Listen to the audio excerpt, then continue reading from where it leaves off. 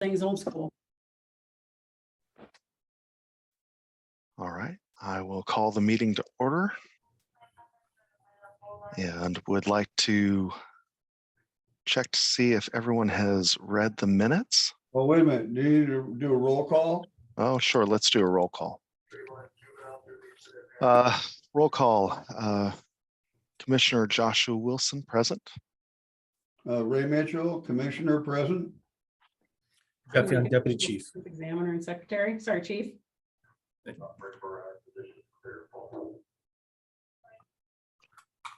And yeah, well, welcome everyone to today's meeting.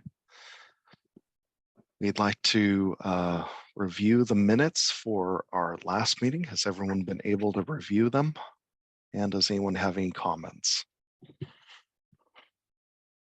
I don't, I make a motion that we accept them as written. And I will second, and the motion passes. Uh, Go ahead and do a vote. yeah. Oh. I'm so See, sorry. Right, that's all right. I'm coming straight from a meeting. We completely understand. and Ray support you. Mitchell, Commissioner, I vote to accept them as written. Joshua Wilson, Commissioner, I vote to accept them as written. And the motion passes.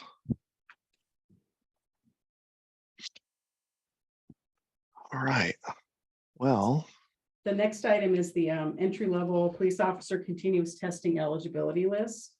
And this week we have 2 new candidates on here. okay. Candidates 16 and 18. And I think there'll be a couple of candidates that'll drop off, but we won't need you to certify that. I'll take a look at those to hopefully this evening or Monday. But quite a good list there to keep the chiefs busy, I hope. Yes. Yeah, we're busy. I make a motion that we accept the entry-level police officers continuous testing eligibility list as written. And I will second that motion. Ray- And Commissioner votes in favor of it. Commissioner Joshua Wilson votes in favor. And the motion passes. And how about the certification of the entry-level police officer continuing testing eligibility list? Well, no, that's the same one. Ooh. Do we have any staffing or recruiting updates? Yeah, I'll take part of that, Julie. So today we had 3 command interviews. We were not exactly impressed with those 3 candidates, so we'll be moving to remove them from the list. There were some answers, like when we specifically asked about use of force and community policing, the answers just weren't there. And, we had to prompt 2 of the candidates with regard to, could you actually do something if necessary? Like if it's necessary and reasonable under all circumstances, could you do it? But the prompting had to be there, where, we just don't want to see anybody get hurt, whether it's that particular person who becomes an officer or another person. So we'll probably be moving to remove them from the list. We have another one scheduled for Monday, the command interview.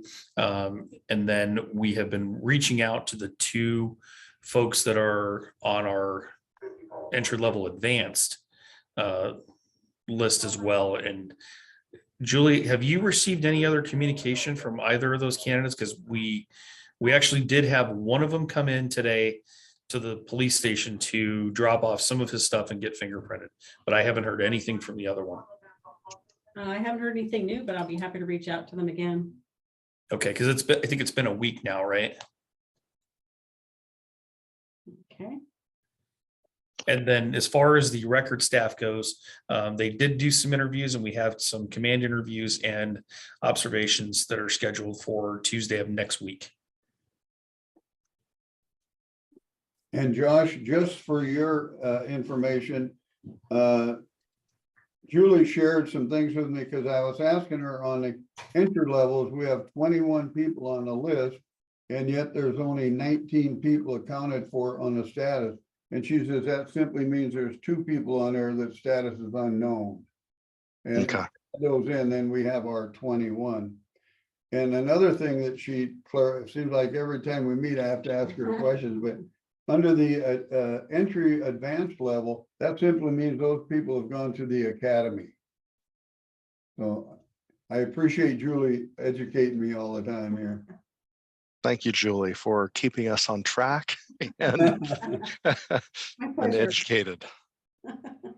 And thank you, Chief, for assessing our candidates for that essential wisdom of knowing when to and when not to act. And that's such an important part of the work that you do. So it's great to have that acknowledged and stated.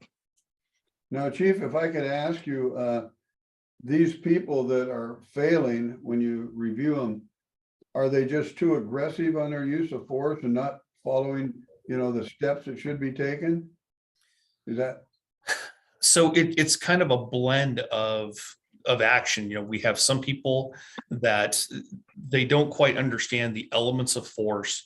They don't understand when we should be acting. So I'd be happy to give you more details on the scenario here in another setting.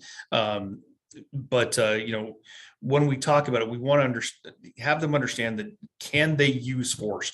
So what we heard today was a lot of hesitation, and when we are dealing with the threat of deadly physical force, we don't want them hesitating and waiting and waiting and waiting and waiting, which is kind of what we saw today. And then when we start asking about the philosophy of community policing and community interaction, there was not a solid answer. It was kind of like I like to talk to the people. And then, and what else do you want to do? And what else does this entail? How do we, as a police department, interact with our community? How do we build those relationships? How do we maintain them? How do we strengthen them? And there's just a whole lot of things that go into it, which there was just no understanding. So with two of the candidates, we said, hey, go and get some other education, get some life experience, come back to us in a year or two, because you might be able to be at that level. We want to be able to attract, recruit, retain the top tier personnel or the top tier candidate, right? And we want to make sure, like we discussed last week, that we are bringing the best and the brightest to the City of Lake Stevens Police Department versus just trying to fill a position. I think I shared with you once before, there's been some other agencies within Snohomish County that have had to release about 12 different people from 2 different departments because they just weren't a fit. And unfortunately, those departments went through and hired folks. They went through all this painful process and spending money to determine that, oh, these folks are not a fit.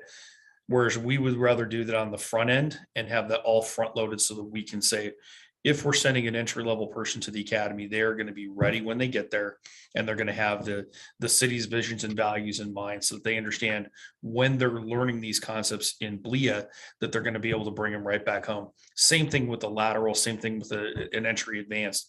We want to make sure that they have that right mindset, because we can train for skill, but we have to hire the right attitude and mindset. Yeah, you would think with as much attention as placed on community policing today, that maybe they would have done their homework ahead of time and been better educated on what community policing means. You would think, and there are different philosophies with that too. So it depends on where they look. So we're looking at the totality of it, because you can read a couple of papers here or a couple of books there, and you're going to get something completely different. But if they can get the right mindset, and really what I would like to hear from a candidate is, what are their thoughts on this? How do we engage this? How do we do it? And when there's just word salad, when they give us the answer, then it's kind of problematic. Yeah, Absolutely. thank you. Were these entry level or Yes. lateral? These were entry. Okay. All right. So they can grow into that. Absolutely.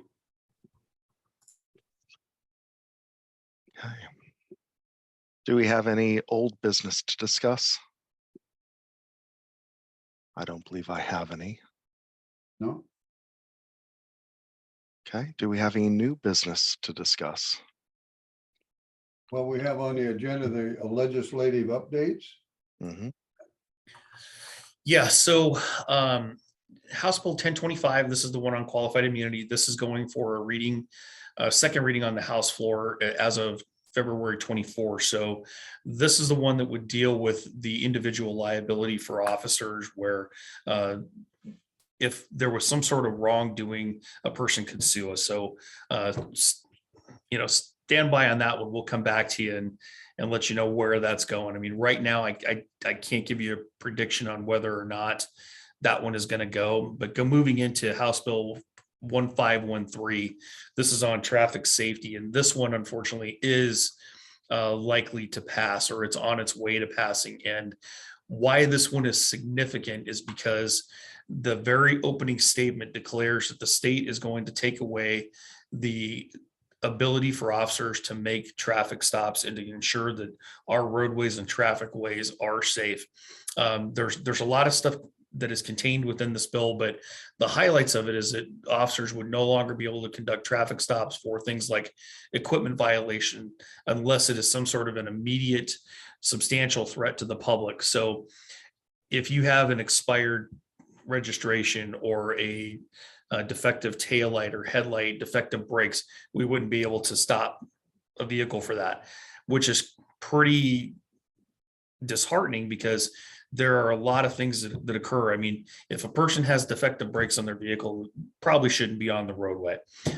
Secondly, operators who are driving on a suspended or revoked driver's license, we would not be able to stop them. And there's a number of different concerns with that. And then if the operator of the vehicle has a active misdemeanor warrant, we would not be able to stop them. So if you've got an active misdemeanor warrant for a DUI and we can't stop you, what's the probability that you're driving under the influence again? So there are just a number of concerns. So we are adamantly opposed to this bill, and we are definitely putting our position out there with the legislature to let them know that this is probably not a smart thing to do because there are a number of public safety issues to be considered here. So we do oppose that one. Moving into House Bill 1363, this is on pursuits. This is back into the Rules Committee as of February 24th. As we suspect, because we have House Bill 1363 and 5533, which is a model pursuits policy. And that bill is back in the Senate Ways and Means Committee as of today. So like we discussed before, what we're likely to see is a blending of these two bills. So while we would be able to have this thing narrowly allowing for officers to conduct pursuits for violent offenses and also adding domestic violence offenses, that will be helpful for us. And it also brings back the reasonable suspicion for us to engage in a pursuit for crimes based upon reasonable suspicion. So one of the examples of that is under the current law, if we were to see something that like a drive-by shooting and we see the exact vehicle, and I'm going to pick on a Ford Pinto just because I recently saw an article on a Ford Pinto. So we got a Ford Pinto that's going on a high rate of speed down the road. We've got two individuals that are in the vehicle. They match the description to a T. I mean, it's right there. There's no doubt. We would be unable to continue in that pursuit based upon the factors that we have right now. So this would allow us to go, because it is a violent felony, we would be able to do it and engage in that pursuit. Now, obviously, we have policies that govern how we do this. So if the speeds are excessive or the driving is reckless, we can terminate. There's another tactic that we can use called the tactical surveillance that I'm working with Chief Bazzizo on to try to get it approved, at least in our policy, whereby we use some different vehicles that we can let the person that's driving the vehicle drive. And when they go to ground, then we can get to that vehicle quickly and actually arrest the perpetrator. So I'll be more than happy to talk to you a little bit more about that one in another forum. But that's just kind of where we're going. So as far as House Bill 5536, this is the Blake fix. It is back in Senate Rules Committee, and that was as of February 24. So again, we're likely to see a blended version from the House bill and the Senate bill with regard to how we're going to fix this. And really the simple answer as to how to fix it is to add knowingly possesses an illicit substance. That's the simple fix, with the understanding that we're not trying to put folks in jail for the possession. We want to be able to get them the help, but we need to have some teeth to enforce that so that we can compel them into the help and get them off of the substances. So with that, I'll take any questions you may have. Those are the most important ones right now. There's a lot of other stuff that's in play in the legislature, but some of it just really doesn't affect law enforcement as much. So if you have any questions, I'll try to answer them as best I can. Well, Chief, when something goes back to the Senate Ways and Means, now typically Ways and Means is where they're gonna get the money to support that, correct? Correct. Then would it go to the Senate floor for a up or down vote? It would. And the interesting thing is that this week, the Senate is going to be doing a whole bunch of different things, as well as the House. They're going to be considering all those that have passing the committee. And if they have to pass their committees, I think it's by the end of this week. Otherwise, they're going to be considered dead. Which, there's dead, and mostly dead. The difference between those is sometimes we see these bills come back in another legislative session, but they have until March 8th to be able to get off of the floor. So once that happens, we'll be able to let you know. So again, we have another legislative update from WASPIC tomorrow that I'll be attending. So I can come back to you on our next meeting and give you an update on where those bills are. Right. Chief, I had one other, are we still looking at the city council meeting on the 7th for our new officer? Thank you for bringing that up. The workshop has been canceled, so his swearing in has been moved to the 14th. I see, okay. And I sent you guys the update on that earlier today. Oh, I'll have to look. And Officer Breck did start with us yesterday, so he is currently doing his orientation phase with Sergeant Barnes. Good. I'm hoping to attend that. All right. Now, who was it? Well, Oh, unless anyone has any other business that they would like to bring, we can adjourn. Do I have a make motion to adjourn? we adjourn the meeting? And I will second. Commissioner Joshua Wilson votes to adjourn the meeting. Commissioner Ray Mitchell votes to adjourn the meeting. This meeting is adjourned. Thank you all. Thank you. Thank you.